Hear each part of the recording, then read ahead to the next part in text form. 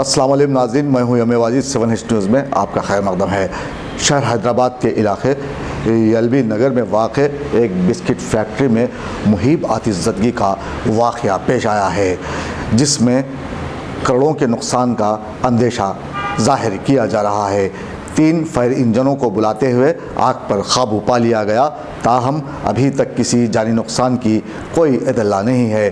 Police ने एक case दर्ज रजिस्टर करते हुए तहक़ीक़ात का आगाज़ कर दिया है, लेकिन यहाँ ये जानने की शदीद ज़रूरत है कि वक्फ़े से शहर हैदराबाद में आग लगने के वाक़यात में इजाफ़ा होता जा रहा है। क्या ये फैक्ट्रीज़ अपने यहाँ ऐसा सामान नहीं रखते जिससे आग पर जल्द काबू पाया जा सकता है? ये ऐसा सवाल है जिस पर अरबाब मजाज को ध्यान देने की शदीद ज़रूरत है, तभी ऐसे वाक़यात को रोका जा सकता है।